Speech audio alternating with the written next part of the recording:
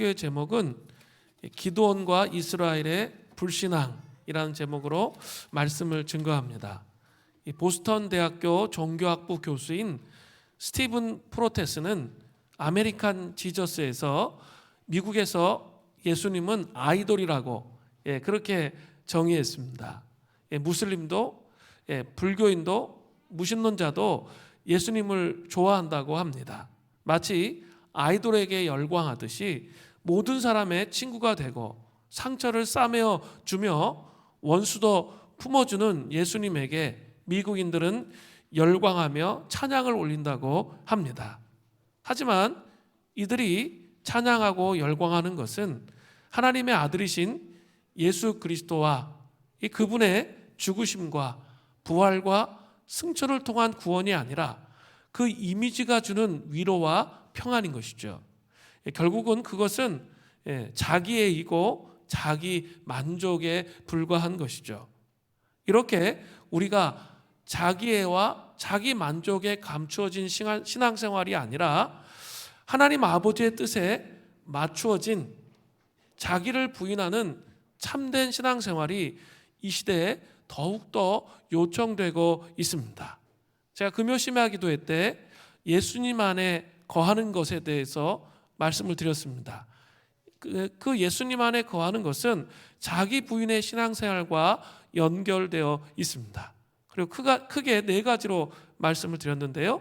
첫 번째로 예수님 안에 거하는 것은 그리스도 안에 사는 것이다. 이렇게 말씀을 드렸어요. 예수님 안에 거하는 것은 그리스도 안에 사는 것이다. 이게 무슨 말일까요? 매 순간 그리스도가 나의 모든 것 전부라고 고백하는 그 고백을 말하는 거예요.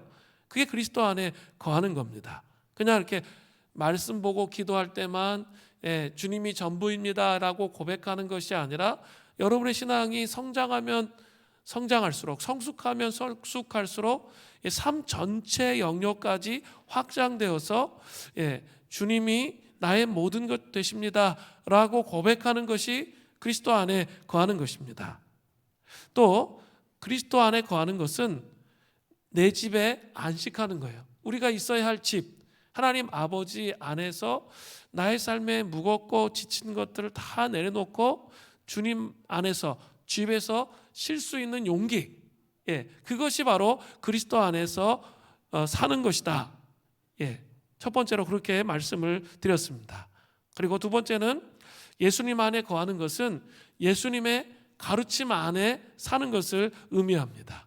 또 세 번째는 마음이 청결함 가운데 사는 것, 마음이 순결함 가운데 사는 것을 의미합니다. 굳은 마음에 예수 그리스도의 보혈로 할례를 행함을 통해서 늘 깨끗하고 정결한 마음 가운데 거하는 것이 그것이 바로 예수님 안에 거하는 것입니다. 그리고 이 네 번째가 중요한데, 네 번째는 변화와 변동에 견고하게 서는 것이다. 이렇게 말씀드렸어요. 이렇게 어떤 상황이 막 흔들려요. 그리고 막 여러 가지 변화들이 일어나요. 그럼에도 불구하고 견고하게 그리스도 안에 거하는 것, 변화와 변동에 견고히 서는 것이 그리스도 안에 거하는 것입니다.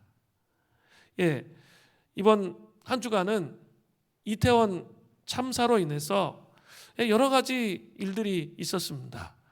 안전 불감증이 사라지는 건강한 나라를 만드는 것이 참 중요합니다. 그리고 또 우는 자들과 함께 우는 것은 상당히 중요합니다.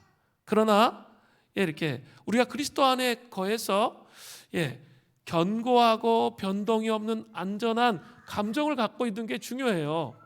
그렇지 않고 우는 자와 함께 울고 이 세상의 영향을 받아가지고 같이 막 우울함과 무기력함의 감정 속으로 빠져들어간다면 그것은 건강하지 않은 거예요. 그것은 그리스도 안에 거하고 있지 않은 거예요. 우는 자와 함께 울고 이 민족의 안전과 또 안전 불감증이 사라지고 건강한 나라를 위해서 기도하는 것 상당히 중요한 부분이죠. 그럼에도 불구하고 이 마음을 그냥 흘러가는 대로 내버려 둬가지고 세상에서 흘러오는 그 불안함과 무기력함과 세상 사람들이 갖는 그 무기력함과 불안함과 우울함의 감정 속에 자기를 방치하는 것, 그것은 그리스도 안에 거하는 것이 아니에요.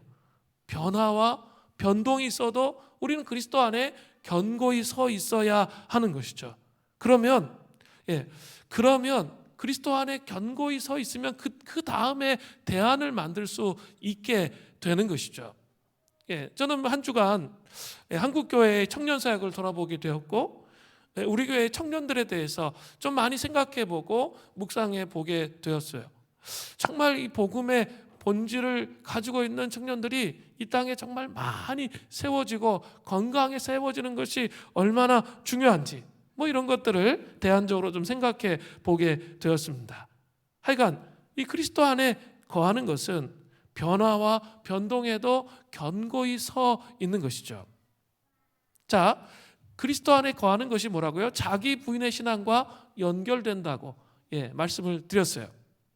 자, 오늘 본문은 미디안과의 전쟁에서 300명의 사람들로 13만 5천 명을 물리치고 대승을 하고 난 이후에 일어난 그런 일입니다. 이런 하나님의 능력으로 말미암아 불가능한 그런 승리를 했다면 당연히 그 다음에 따라와야 될 게 뭐죠? 출애굽한 다음에 그 다음에 따라오는 게 있잖아요. 하나님의 능력을 찬양하고 경배하고 높여 드리고 그분의 길에 순종하는 내용이 따라와야 정상입니다. 그러나 오늘 본문에는 그런 모습이 전혀 나타나지가 않아요. 오히려 충격적이게도 승리를 했음에도 불구하고 이 그리스도 안에 거하는 것, 이 자아를 죽이는 삶이 무엇인지 전혀 이해하지 못했기 때문에 기드온과 이스라엘 백성들의 심각한 불신앙이 나타나는 거예요. 정말 찬양하고 경배하면서 그리스도의 길을 가야 되는데 그렇게 하지 않았다는 거예요. 오히려 불신앙의 길로 빠져들어갔다는 것이죠. 함께 본문을 살펴보겠습니다. 기드온을 왕으로 추대하기 원하는 이스라엘의 제안대, 기드온의 왜곡된 답이라는 제목으로 말씀을 좀 나눌 텐데요. 이스라엘 사람들은 미디안과의 전쟁에서 큰 승리를 거두고 나서 기드온에게 어떤 제안을 합니까? 그게 오늘 본문의 시작이죠. 사사기 8장 22절입니다. 그때 이스라엘 사람들이 기드온에게 이르되 당신이 우리를 미디안 손에서 구원하셨으니 당신과 당신의 아들과 당신의 손자가 우리를 다스리소서 하는지라. 자, 여기서 이스라엘 사람들은 그 12지파 모두를 의미하는 것이 아니라 미디안과 전쟁에 참여했던 북쪽 지파 아셀, 므낫세 반지파, 납달리 지파를 의미합니다. 이들은 기드온에게 이렇게 말하는 거죠. 당신이 우리를 미디안 손에서 구원하셨습니다. 이렇게 말해요. 첫 번째로. 잘 보세요. 당신이 우리를 미디안 손에서 구원하셨습니다. 이 말에는 이스라엘 사람들이 이 구원의 주체를 헷갈리고 있다는 게 보여져요. 이 구원의 주체가 하나님이 아니라 누구예요? 기드온이죠. 기드온이 진짜 300명만 데리고 13만 5천을 이길 수 있었을까요? 자기 힘으로? 결코 그럴 수 없음에도 불구하고 승리의 주체가 기드온이 되어지고 있다는 거죠. 그들은 하나님께 찬양을 올려드리고 경배하고 영광을 올려드리지 않았습니다. 완전히 구원의 주체를 헷갈리는 거죠. 첫 문장부터. 그래서 이스라엘 사람들은 이렇게까지 말하죠. 당신과 당신의 아들과 당신의 손자가 우리를 다스리소서. 이스라엘 사람들은 단지 기드온에게 왕권만 넘긴 게 아니라 기드온의 자녀들도 대대 왕위에 오를 수 있도록 세습적인 왕권까지 제안을 하고 있다는 거예요. 이러한 제안은 너무나도 충격적인 제안이에요. 왜냐하면 이스라엘은 원래 애구왕 밑에서 지긋지긋하게 종노릇 하던 노예 민족이기 때문에 그래요. 사실상 이스라엘 민족은 원래 자유 없이 강제 노동으로 왕을 섬기던 그런 노예였어요. 그죠? 애굽에서 그냥 노예로 살았던 사람들이에요. 이스라엘은 애굽의 바로 왕의 종의 상태로부터 벗어나 해방된 그런 사람들이었단 말이죠. 그렇기 때문에 해방된 이스라엘에게는 인간의 왕이 없어요. 하나님께서는 그들의 왕이십니다. 하나님께서는 이스라엘을 직접 다스리시는 거죠. 모세조차도 왕이 아니에요. 그는 중재자에 불과합니다. 그런데 이러한 제안을 그 이스라엘 지파가 했다는 것은 가히 충격적일 수밖에 없는 불신앙이라고 말할 수밖에 없는 거예요. 하나님이 다스리시는 게 싫다는 거죠. 우리도 옆에 이방 사람들처럼 그런 왕이 있었으면 좋겠다는 거예요. 그렇게 말하고 있는 것이죠. 자, 이러한 이스라엘 백성의 제안에 대해서 기드온이 어떻게 반응합니까? 사사기 8장 23절에 이렇게 반응하죠. 기드온이 그들에게 이르되 내가 너희를 다스리지 아니하겠고 나의 아들도 너희를 다스리지 아니할 것이요 여호와께서 너희를 다스리시리라 하니라. 잘 보세요. 기드온의 이러한 답변은 여호와께서 이스라엘을 다스리신다는 아주 신학적 모범이 들어있는 답변이에요. 맞죠? 여호와께서 이스라엘을 직접 다스리신다는 거예요. 출애굽기 15장 18절에 보면 여호와께서 영원 무궁하도록 다스리시도다 하였더라. 이스라엘의 왕은 왕들이 아니고 하나님이시라는 것을 분명히 보여주고 있어요. 영원토록 하나님께서 다스리신다는 거죠. 이런 내용을 볼 때 오늘 이 기드온의 답변을 볼 때 기드온은 참된 신앙이 있는 것처럼 보여져요. 그런데 뒤에 따라오는 내용이 문제예요. 뒤에 줄줄이 따라오는 내용 자체가 아주 심각한 왜곡된 신앙을 가지고 있다는 것을 볼 수 있어요. 기드온이 무엇을 이스라엘 백성들에게 요구합니까? 왕이 되어달라니까 나는 왕이 될 수 없어. 그렇게 이야기해 놓고 그가 요구하는 게 있어요. 사사기 8장 24절을 보세요.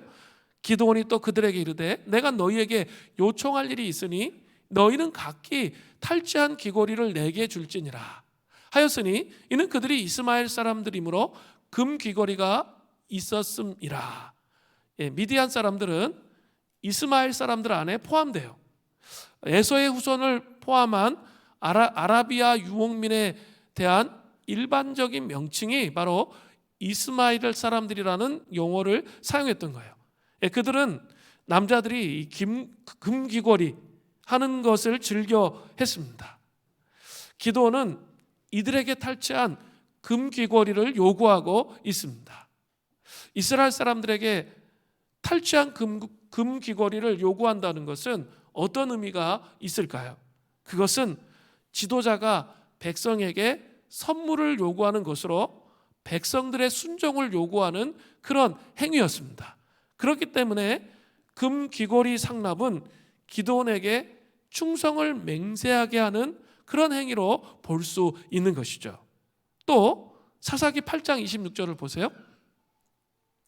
기드온이 요청한 금 귀고리의 무게는 금 1700세겔이요 그 외에 또 초승달 장식들과 폐물과 미디안 왕들이 입었던 자색 의복과 또 그 외에 그들의 낙타목에 둘렀던 사슬이 있었더라. 기드온이 요청한 금 귀고리의 무게가 금 1700세겔이라고 말하고 있습니다. 이 금 1700세겔은 약 21.38kg 정도 돼요. 21kg 정도 되는 거죠. 기드온이 받은 금의 양은 왕의 금고에 저장하기에 아주 적당한 양이었습니다. 거기에다가 미디안 왕들의 신분을 나타내기 위해서 그들이 타던 낙타목에 걸었던 초승달 모양의 장식과 미디안 왕들이 입었던 자색 의복, 아주 고급 옷인데 그것과 낙타목에 둘렀던 사슬도 가져갔습니다. 기드온은 공식적으로 왕 타이틀만 없었지 왕의 물건을 탈취해서 왕처럼 행동하고 있는 것이라는 것을 볼 수 있습니다. 기드온은 신학적으로는 모범적인 답을 말했어요. 그렇지만 삶의 자신의 본능에 이끌리는 대로 삶을 사는 거죠. 왕이 되고자 하는 강한 욕망, 그 욕망으로 살고 있다는 거죠. 그 강한 욕망이 기드온을 결국 이기게 되는 거죠. 신학적 자신의 말과는 전혀 다른 삶을 살고 있다라고 보여집니다. 여러분 잘 기억하셔야 돼요. 현대인들은 좀 잘못된 생각 속에 갇혀 있는 경우가 많아요. 진리와 그분의 인격, 퍼슨을 분리시키는 거죠. 진리, 생각으로, 이성으로는 그렇게 생각해요. 하나님의 말씀은 진리야. 그리고 이렇게 하는 게 진리야. 그렇게 말하는데 나의 삶의 정황 속에서 어떤 욕망들이 작동한단 말이에요. 어떤 욕망들이 일어나기 시작하면 하나님의 인격을 분리시켜서 생각하는 잘못된 불신앙을 선택한다는 거죠. 인격도, 우리의 인격도 이렇게 그 진리의 신학적인 답에, 신학적인 그 답의 진리에 같이 응답을 하면서 연합이 돼야 되는데, 신학적인 대답과 나의 삶은 전혀 다른 방식으로 움직여 가는 거죠. 하나님의 말씀을 그대로 그분의 인격을 신뢰함으로 믿지 못하는 경향이 있다는 거죠. 우리의 내면 안에 죄악된 욕망들이 독보설처럼 자라나기 시작하면 이 괴리 현상이 일어나는 거죠. 그럼 우리는, 세상 사람들은 어때요? 이 괴리 현상 속에 살아가는 사람들을 보면서 실족하는 거죠. 교회 안에서도 마찬가지죠. 이 신학적 답과 자기 자신의 욕망을, 이 괴리를 이렇게 하나로 묶지 못하고 그것을 따로 가지고 삶을 사는 거죠. 그러면서 이렇게 한 영역을 종교적인 영역으로 가도록 그렇게 만들어 버리는 거죠. 이게 정말 무서운 거예요. 정말 무서운 건데 신학적 대답과 삶이 분리되는 거죠. 이런 삶을 기드온이 살았다는 것을 분명히 볼 수 있어요.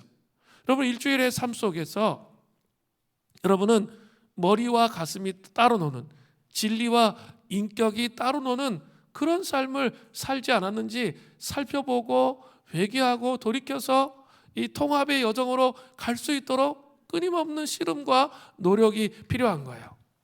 제가 이렇게 요새 팀 켈러의 제자인 스캇 솔주 목사님 책들을 여러 권을 사서 지금 읽고 있는데요. 거기에 세상이 기다리는 기독교라는 책이 있는데, 그 스캇 솔주 목사님이 자신의 교회 성도 존에 대한 간증을 합니다. 그 존은 자신이 다니는 교회에 아주 신실한 성도였습니다. 그리고 아주 신실한 남편이고 사랑이 가득한 아버지고 진정한 친구이고 재능이 뛰어난 예술가였고 아름답고 온전한 그런 삶을 살았습니다. 그런데 너무 이른 나이에 루게릭병에 걸렸습니다.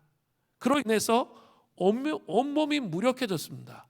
그리고 휠체어와 호흡장치에 묶여 있다가 결국 생을 마감했습니다. 그가 쇠약할 때 이 스캇 솔주 목사님이 신방을 했습니다. 그런데 그때마다 고난에 관한 바울의 말이 묵상이 되었다고 합니다. 고린도후서 4장 16절 후반절에 우리의 겉사람은 낡아지나 우리의 속사람은 날로 새로워지는도다. 저는 육체가 질병으로 시들어가는 중에도 절망에 굴복하지 않았습니다. 그는 더 없는 기쁨과 감사와 평안의 태도로 자신의 상황과 마주했습니다. 질병에 따른 고통과 상실로 힘들어하면서도 자신을 희생자로 여기지 않았습니다. 극심한 고통 속에서 냉소적으로 변하지 않았습니다. 얼굴 옆에 관을 통해 들어오는 액체로 겨우 명맥을 유지하는 삶을 살면서도 삶을 저주하기는커녕 오히려 농담을 즐겼습니다. 그리고 간호사나 간병인이 치료를 하려고 오면 이것저것 해달라고 요청하는 것이 아니라 함께 성경 공부를 하자고 그렇게 권했습니다. 스캇 솔주 목사가 그를 위로하기 위해 신방하면 오히려 그로부터 엄청난 위로를 받았다고 그렇게 간증합니다. 존의 밝은 태도는 특히 그가 받은 고통을 생각하면 참으로 놀라운 것이었습니다. 너무도 깊은 인상을 받은 스캇 솔주 목사님이 극심한 고통 속에서도 어떻게 그렇게 훌륭한 태도를 유지하는지 물었습니다. 그가 대답합니다. 그는 이런 멋진 말을 했어요. 간단합니다. 저는 평생 성경을 읽었습니다. 그러다 보니 그 모든 말씀이 제 안에 깊이 스며 들어왔기 때문입니다. 이렇게 고백했습니다. 이 존의 말을 이렇게 들여다보면 이 말이 우리의 가슴 깊이 새겨집니다. 찢어진 성경책은 대개 찢어지지 않은 사람의 것이다. 평생 동안 하나님의 말씀을 묵상하며 그 말씀이 자기 영혼 안에 깊이 스며들게 했다는 거예요. 그냥 이렇게 신앙생활 하는 척하지 않았고 하나님 말씀 붙잡고 씨름하며 그 말씀이 자기 영혼 안에 깊이 스며들었을 때 인격과 진리가 구분되는 삶이 아니라 통합되어져 있는 반응을 하게 되었다는 거예요. 그 모범적 답뿐만 신학적인 모범적인 답뿐만 아니라 삶이 통합되어지는 그런 삶을 살게 되었다라고 말하고 있는 것이에요. 여러분 주의 말씀을 사랑하시면서 그 말씀을 계속 먹고 계신가요? 이게 정말 중요해요. 말씀을 계속 먹는 거죠. 먹어야 우리 인격이 변화돼요. 그 인격이 변화돼서 그 말씀이 깊이 우리 안에 스며들어야 왜곡된 진리와 인격을 구분시키는 그런 왜곡된 신앙생활을 하지 않게 되는 거예요. 기도원은 이 두 개가 나누어져 있었기 때문에 따로 놀았기 때문에 참혹한 불신앙으로 더 치닫게 되었던 거예요. 그러나 그 존은 그렇게 하지 않았다는 거죠. 정말 말씀을 통해 그 말씀이 스며들게 자기 영혼에게 스며들게 하면서 신학적 답과 자기의 삶이 일치되게 하는 삶을 살았다는 거예요. 이렇게 왜곡된 기도원의 응답에 이스라엘 사람들은 어떻게 반응합니까? 사사기 8장 25절이에요. 무리가 대답하되 우리가 즐거이 드리리이다 하고 겉옷을 펴고 각기 탈취한 귀고리를 그 가운데 던지니 즐거이 드리리이다 라는 말씀에서 즐거이는 히브리어 원어로 나탄이라고 합니다. 그리고 드리리이다도 히브리어 원어로 나탄이에요. 그러니까 이 구절을 다시 쓰면 드리리이다 두 번 반복해서 말하고 있는 거죠. 이 두 번 반복해서 말한다는 것은 기꺼이 바치겠다는 의미예요. 이 공동 번역을 보면 드리고 말고요 이런 뜻이에요. 기도원의 왜곡된 욕망에 불을 지르는 역할을 하는 사람들이 있었어요. 그들이 누구예요? 이스라엘 사람들, 북쪽의 지파의 이스라엘 사람들이었어요. 그죠? 왕으로 세우려고 했고 또 이 우상 숭배하는 이 왕이 되려고 하는 그 마음으로 금귀고리를 요청할 때 그것을 주었던 사람들은 바로 이스라엘 사람들이었다는 것이죠. 자, 공동체는 여러분 잘 생각하셔야 돼요. 물된동산 수림교회 공동체는 신학적 모범과 삶의 일치가 있는 하나님의 백성들의 모임이어야 되는 것입니다. 이게 잘 이렇게 일치가 안 돼. 우리 삶의 정황이 그럴 때가 많죠. 그러면 어떻게 해야 되죠? 우리가 날마다 씻어야 돼요. 예수 그리스도의 보혈로 우리의 죄악들을 날마다 고백하는 거예요. 그리고 그 죄악들을 씻김을 받는 거예요.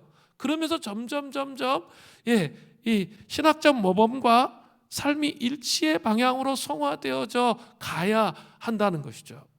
그리고 그분의 임재 안에서 성령의 도우심을 통해서 신학적 일치와 신학적 모범과 삶이 일치하는 삶으로 가도록 씨름을 해야 되는 것이죠.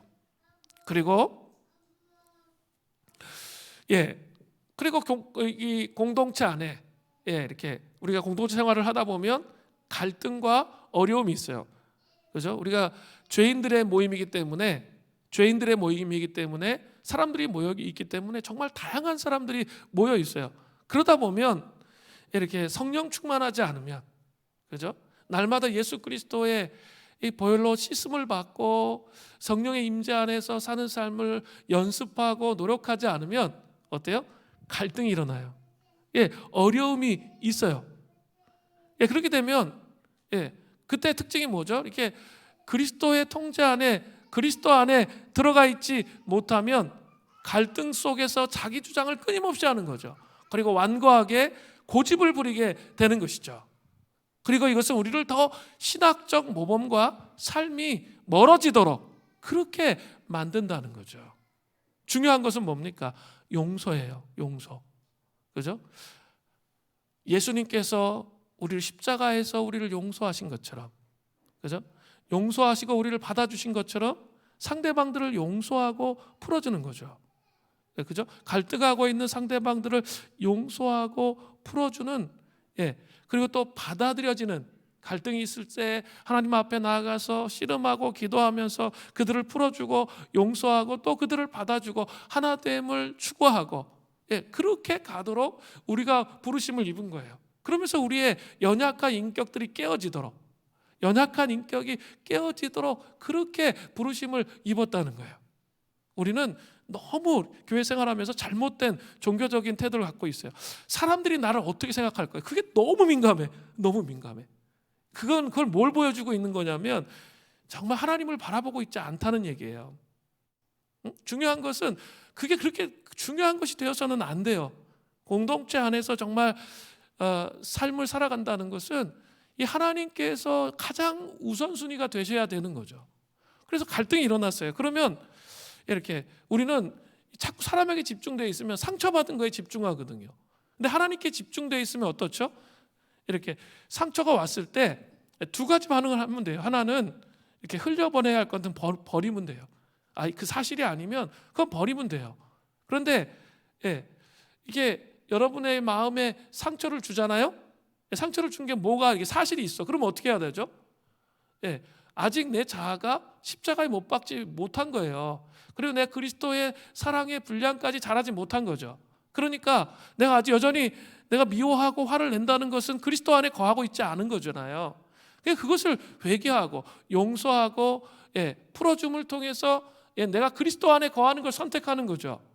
그런 싸움을 통해서 서로 하나됨을 세워가는 거예요. 그리고 우리가 이 공동체라는 게 뭐예요? 세상 공동체와 다른 것은 죄의 고백이 있는 것이죠. 잘못했습니다. 용서해 주십시오.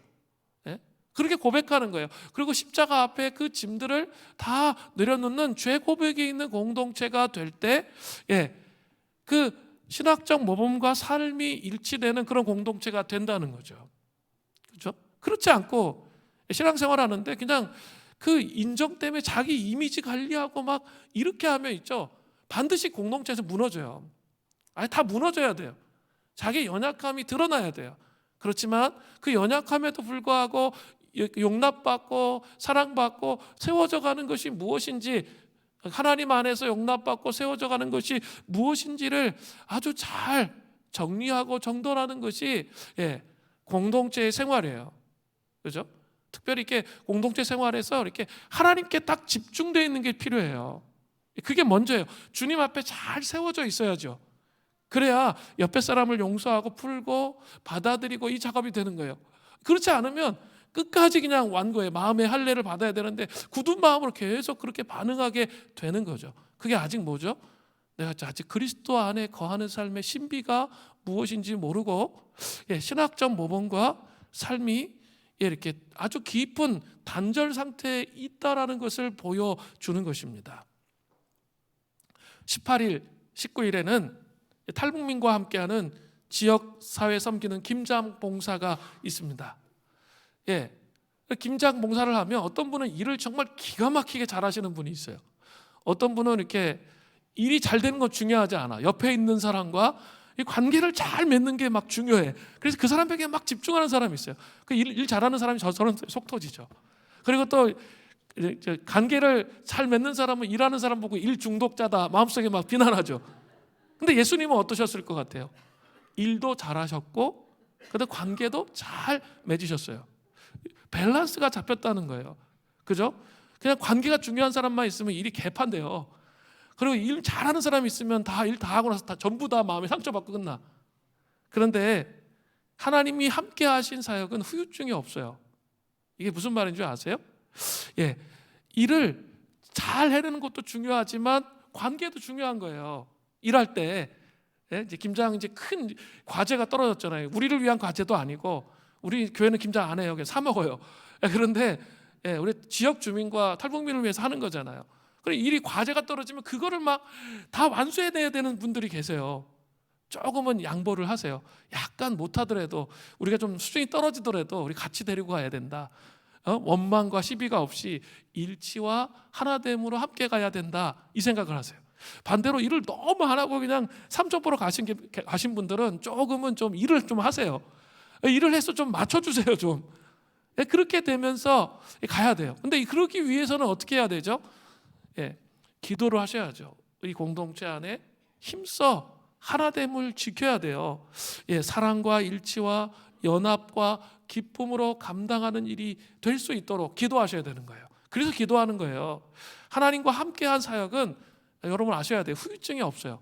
근데 하나님과 함께하지 않은 사역은 꼭 마음에 막 불평과 불만과 얼마나 가득 차는 거예요. 그런 식으로 일하시면 안 돼요.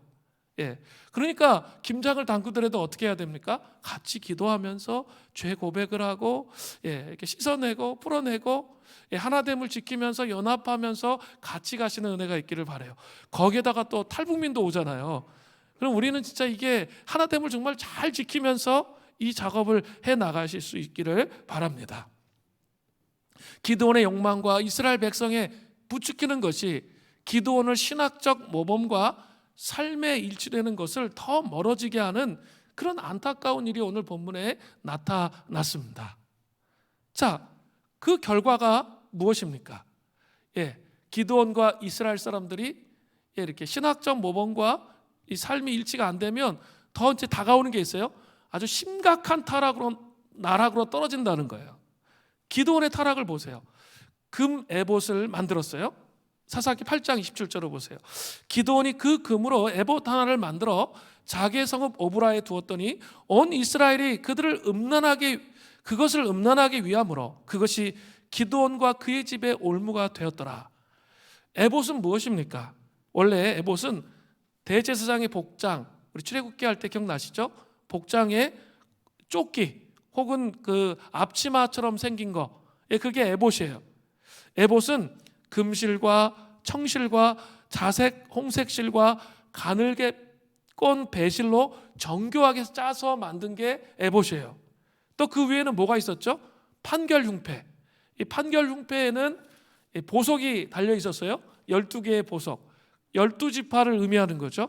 그리고 이 판결흉패를 옆으로 쫙 열어보면 그 위에 뭐가 있는 거죠? 우림과 둠빔. 하나님의 뜻을 yes, no. 하나님 어떻게 하나님 이렇게 하기를 원하십니까? 아니다 하면 no. yes 하면 yes. 그런 기구를 통해서 하나님의 뜻을 분별할 수 있는 우림과 둠빔이 판결흉패 안에 있었던 것이죠.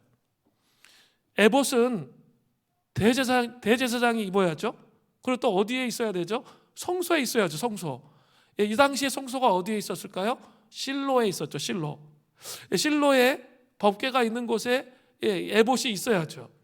그것을 통해 하나님께 제사드리도록 그렇게 했던 거죠. 그 가운데 우림과 둠빔을 통해서 제사하는 곳에서 하나님의 뜻을 분별하도록 그렇게 했다는 거죠. 그런데 지금 기드온은 하나님께서 설계하신 방식과 전혀 맞지 않아요. 금으로 만들었죠. 실로 만든 게 아니라 금으로 만들었어요. 또한 그것을 실로에 두지 않았어요. 그리고 자기의 성읍 오브라에 두었습니다. 하나님께서 말씀하신 방식대로와 장소가 아닌 자기 마음대로 만들고 자기 마음대로 사람들을 자신에게 불러 모으기 위해서 만든 것이죠. 영적 탐욕을 부리고 있는 거예요. 왕이 되기 위해서는 사람들에게 관심을 집중시키는 무엇이 필요했던 것이죠. 기드온의 심각한 영적 타락의 모습을 보여주고 있는 것입니다. 또한 금 에봇 때문에 이스라엘 사람들이 어떻게 됐습니까? 온 이스라엘이 그것을 음란하게 위함으로 결국 이스라엘 사람들이 하나님을 섬기는 곳에서 떠나서 금 에봇이라고 하는 우상을 과도하게 집착하는 거죠. 집착하면서 그것에 막 음란하게 섬기는 그런 현상이 일어났어요. 결국 이것은 부메랑처럼 돌아와서 기드온과 그의 집에 올무가 되었습니다. 올무가 되었다는 것은 결국 심판을 받았다는 의미이죠. 아이러니하게 기드온은 자신이 앞장서서 혼합주의적 신앙으로 가는 징검다리를 놓았습니다. 그렇게 미디안으로부터 고통을 받아놓고, 그래서 하나님의 놀라운 위대한 구원을 정말 바로 앞에서 보았잖아요. 그리고 자기가 그렇게 쓰임 받았잖아요. 그러면 바뀌어야 되는데 그렇게 바뀌지 않고 오히려 자신이 타락하는 그 올무에 빠지는 무서운 일이 있었다는 거예요. 우리 영혼의 눈이 무엇에 고정되어 있느냐는 너무나도 중요한 문제예요. 그죠? 오늘 이 기드온의 금 에봇을 만들어 타락한 이 모습을 보면서 우리가 생각해야 되고 묵상해야 돼요. 우리 영혼의 눈이 어디에 고정되어져 있느냐, 이건 너무나 중요한 문제입니다. 우리 영혼이 예수님에게서 눈을 떼서 다른 사람이나 다른 것, 돈이나 명예나 자신을 바라보면서 이러한 것들이 우리를 만족시켜 주거나 통제해 주기를 원하거나 우리를 구해 주기를 원한다면 우리의 모든 부분이 병들게 됩니다. 모든 부분이 병들어요. 반대로 우리의 영혼이 끊임없이 예수님만을 바라본다면 다른 사람, 다른 것들과의 관계가 건강해집니다. 예수님 안에서 그 모든 것들이 통제가 가능해지며 복된 삶을 살 수가 있어요. 톨킨의 반지의 제왕에 보면 골룸이 나와요. 골룸, 그죠? 골룸만큼 엉뚱한 것에 시선이 고정돼 가지고 그 왜곡된 삶을 보여주는 그런 신뢰가 드물어요. 원래 골룸은 여가, 웃음, 다른 호빗들과 우정을 즐기는 행복한 호빗으로 나와요. 하지만 그가 어떤 반지를 서로에 넣는 운명의 날, 그 모든 것이 변했습니다. 더 정확하게 말하면 그 반지가 그를 손에 넣은 날이죠. 골룸은 그 반지에 푹 빠져서 고향, 친구들, 안전한 환경까지 다 버려버립니다. 그 반지를 자신의 소유로 지키기 위해서 심지어 삶을 포기하기까지 했습니다. 그 반지는 그를 현혹시켜 모든 관심과 사랑을 차지했습니다. 그것이 그의 유일한 사랑, my precious, 보물이 되고 말았습니다. 골룸은 계속적으로 이렇게 말하면서 다니죠. 이걸 원해, 이것이 필요해, 이 보물을 가져야 해, 정말 밝아, 정말 아름다워, 내 보물. 안타깝게도 골룸은 이 귀한 보물에 마음과 사랑이 완전히 뺏겨서 삶의 진짜 귀한 모든 것을 다 잃어버리고 말았다는 거죠. 그리고 내면만큼이나 외모도 징그럽게 왜곡되고 황폐해지게 되었다는 것이죠. 달콤한 독처럼 보물은 결국 그의 모든 것을 망가뜨렸습니다. 심각한 영적 타락은 기드온처럼 하나님이 아닌 하나님을 대체하는 그 무엇인가를 눈을 돌리고 눈이 거기에 고정되기 시작할 때부터 나타나는 것이죠. 또 그 눈이 자기만 고정 안 되면 좋은데 옆에 있는 공동체 식구들까지 같이 고정이 되지 못하도록 식구들에게 전염을 시키죠. 우리의 눈이 하나님께 고정되어지는 그 은혜가 있어야 돼요. 그래야 진정한 행복을 그 누리는 삶이 된다는 거죠. 여러분 일주일의 삶 속에서 그냥 말씀 읽을 때, 기도할 때 그 정도 수준이 아니라 여러분의 삶 전체의 눈이 하나님께 고정되어 있는 그런 삶을 사셨어요? 아니면 골룸처럼 뭔가에 집착하고 거기에 매달리고 그것을 얻기 위해서 씨름하는 그런 삶을 사셨습니까? 그러면 그게 얻어지지가 않아요. 참 희한해요. 그게 얻어지는 게 아니에요. 여러분 정말 신앙생활을 오랫동안 해오셨으면 인식하시잖아요. 하나님의 임재 앞에 있을 때만이 이 모든 삶의 정렬이 되어진다는 거죠. 시편 121편 1절부터 2절에서 시편 기자는 이렇게 말합니다. 내가 산을 향하여 눈을 들리라. 나의 도움이 어디서 올까? 나의 도움은 천지를 지으신 여호와에게서로다. 나의 도움이 어디서 와요? 눈을 들어야 돼요. 자꾸 내 환경 속에 작은 것들 자기를 감정을 힘들게 하는 것 이거 갖고 계속 묵상을 계속 해보세요. 나중에 골룸돼요. 정서적으로 황폐해지고 있죠. 완전히 이상해져. 진짜 맨 처음에는 사실은 요만큼이었는데 나중에는 이만큼 눈탱이처럼 불어가지고 A가 아니고 B도 아니고 C도 아니고 D도 아니고 F 이 정도 수준의 엉뚱한 얘기를 하고 있는 거죠. 그럼 그런 거 겪으셨나요? 많이 겪잖아요. 그렇기 때문에 어떤 상황이 와도 눈이 하나님께 딱 고정되어져 있을 때, 그때 그 모든 인생의 매듭들을 풀어갈 수 있는 그런 은혜가 있게 된다는 거예요. 시편 또 123편 1절부터 2절은 이렇게 되어 있어요. 하늘에 계시는 주여, 내가 눈을 들어 주께 향하나이다. 눈을 들어 주께 향하세요. 상전의 눈을 바라보는 종들의 눈같이, 여주인의 손을 바라보는 여종의 눈같이 우리의 눈이 여호와 우리 하나님을 바라보며 우리에게 은혜 베풀어 주시기를 기다리나이다. 눈이 하나님께서 우리에게 은혜 베풀어 주시기를 간절히 갈망하면서 삶을 살 때 그 안에 행복이 있게 되는 거예요. 저는 최근에 묵상에 대해서 관심이 정말 많아졌다 그랬죠. 바로 이런 이유 때문이에요. 이 눈을 드는 것과 관련이 있는 거예요. 하루 종일의 삶에 아침에 묵상할 때만 끝나는 게 아니라 하루 종일의 삶에 내 눈이 주님께로 향하도록 할 때, 그때 그 마음에 평화가 있고 주님 안에 거하는 삶이 되는 거죠. 그냥 일상을 살아가도 얼마든지 그렇게 할 수 있어요. 일상을 살아가도 얼마든지 의식적으로 그분의 임재를 생각하면서 살아가는 노력을 할 수 있어요. 정신을 그냥 뺏겨가지고 그냥 일에 몰입되는 게 아니라 주님을 생각하며 그분 앞에 머무는 삶을 통해서 우리의 삶이 주님 앞에 세워질 수 있다는 거죠. 기도는 금 에봇을 만들어서 거기에 완전히 이 왕이 되고 싶은 그 강한 욕망에 거기에 그냥 폭 빠져 버린 거예요. 신학적인 답과 삶의 현실의 괴리 속에서 계속적으로 이 삶에서 욕망을 선택한 거죠. 그렇게 됨을 통해서 더 심각한 타락으로 들어가게 됐다는 거죠. 두 번째 기드온의 타락은 이방화되어 왕처럼 군림하며 살았다는 거죠. 사사기 8장 29절부터 32절을 보면 기드온의 생활상과 죽음에 대한 기록이 나와요. 이렇게 돼 있어요. 요아스의 아들 여룻바알이 돌아가서 자기 집에 거주하였는데 기드온이 아내가 많음으로 그의 몸에서 낳은 아들이 70명이었고 세겜에 있는 그의 첩도 아들을 낳았으므로 그 이름이 아비멜렉이라 하였더라.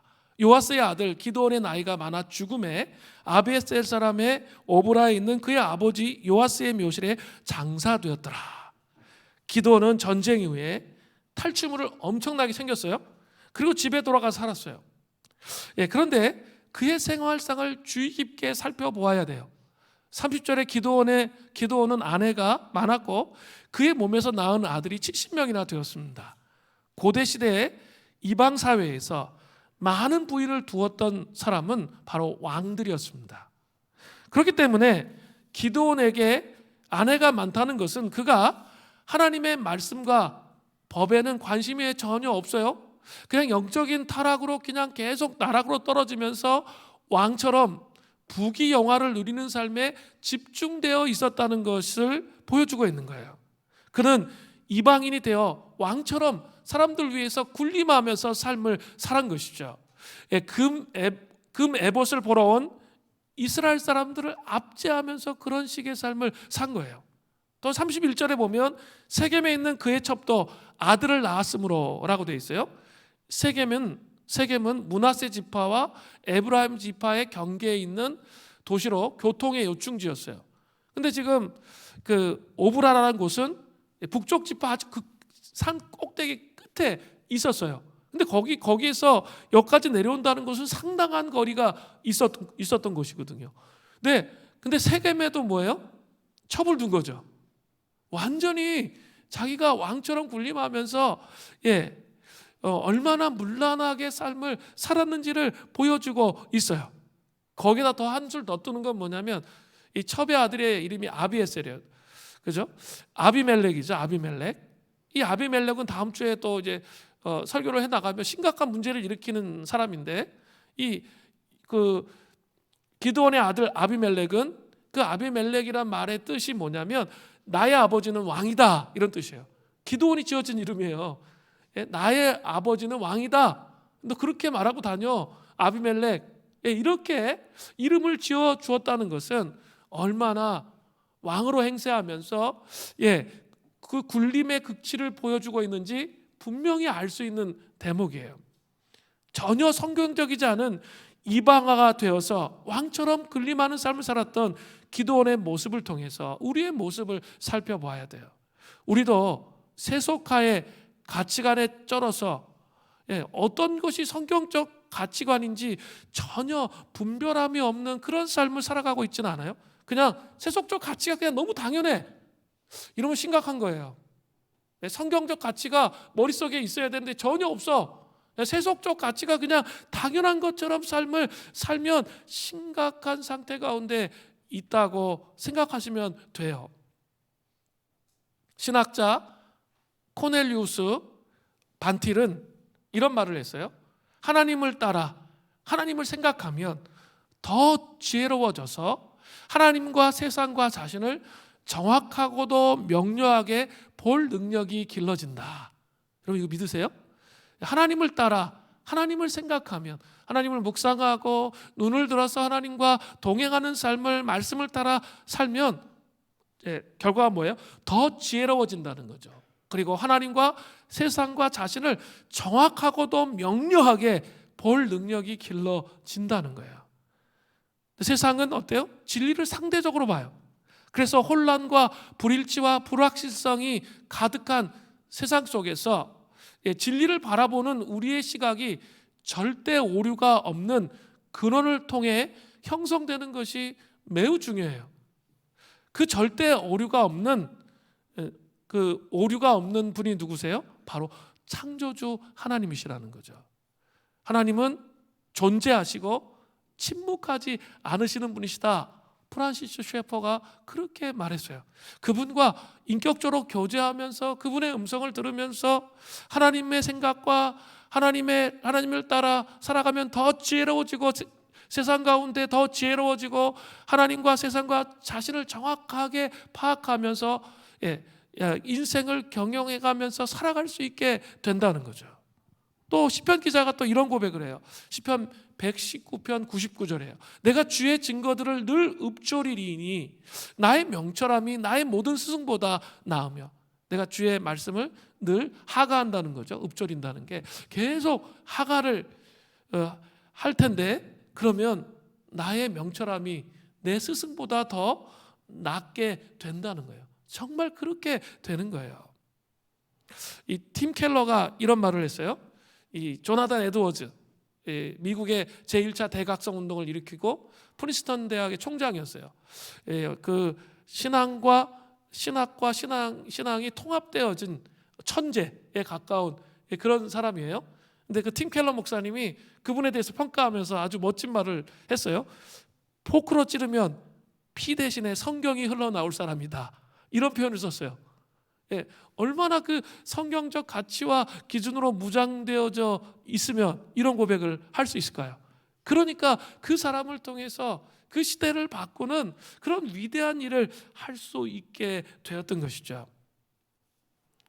이방화되어 왕처럼 군림하는 세상의 가치를 따라 살아가는 자가 아니라 이 하나님의 말씀의 기준이 우리의 삶을 세워가기 때문에 오는 그 놀라운 지혜로 인생을 살아가시는 은혜가 있기를 바랍니다. 이제 마지막으로 이스라엘의 타락입니다. 기드온의 타락과 이스라엘 사람의 타락은 서로에게 기쁜 영향을 주고 받으면서 더 깊이 타락했습니다. 결국 기드온의 타락으로 심각하게 이스라엘 사람들도 타락하는 거죠. 사사기 8장 33절부터 34절을 보세요. 기드온이 이미 죽음에 이스라엘 자손이 돌아와서 바알들을 따라가 음행하였으며 또 바알 브릿을 자기들의 신으로 삼고 이스라엘 자손이 주의 모든 원수들의 손에서 자기들을 건져내신 여호와 자기들의 하나님을 기억하지 아니하며, 이스라엘 사람들은 기드온이 죽자마자 어떻게 해요? 바알을 또 섬기는 거예요. 바알 브릿을 자기의 신으로 삼고라는 번역은 이런 거예요. 언약의 주인 바알을 자신들의 하나님으로 삼았다는 거예요. 예, 그러니까 이스라엘 사람들은 여호와 하나님과의 언약을 기억하지 않고, 그들과 이 바알 브릿을 자기 신으로 삼고 바알들과 음행하듯이 그들을 섬겼다는 거죠. 완전히 하나님을 떠나간 모습이에요. 하나님의 백성은 중요한 게 뭐예요? 언약을 기억하는 거거든요. 그 언약에 의지해서 하나님께 나아가고 언약에 의지해서 삶을 살아가는 거거든요. 근데 그렇게 하지 않는 거예요. 이제 아예 그냥 자기 영혼을 팔아버렸어. 바알에게, 바알과 언약해버렸다는 거죠. 완전히 하나님을 떠나가는 거죠. 그 영적인 미각이, 우리 이렇게 말씀을 볼 때 송이꿀보다 더 달다고 하잖아요. 이런 감각이 있어야 되는데 이게 마비되다 보니까 완전히 하나님을 떠나가는 그런 상태 가운데 빠진 거예요. 그러니까 자연스럽게 그들은 기드온 가문에도 충성을 하지 않는 거죠. 주고받는 거예요. 사사기 8장 15절을 보세요. 또 여룻바알이라 하는 기드온이 이스라엘에 베푼 모든 은혜를 따라 그의 집에 후대하지도 아니하였더라. 여룻바알이란 뜻이 기드온의 이름이죠. 바알과 쟁론하는 자라는 뜻이잖아요. 그러니까 이제 바알을 섬기는데 뭐 바알하고 쟁론해. 그렇기 때문에 그의 집에 후대, 충성하지도 않는다는 거죠. 완전히 서로 같이 그냥 나락의 끝으로 빠져드는 그런 모습으로 오늘 본문이 끝납니다. 기드온과 이스라엘의 이 불신앙의 심각함을 보시면서 우리가 얻어야 할 교훈들을 생각해 보세요. 신학적 모범과 이 삶의 답이 일치하는 삶을 사셔야 돼요. 그리고 이 타락의 나락으로 계속 떨어져 나가면서 이 다른 것을 바라보는 것이 아니라 오직 예수 그리스도 한 분을 바라보시면서 주님과 동행하는 은혜가 있기를 바랍니다. 또 그런 공동체가 되기를 바랍니다. 우리 같이 이제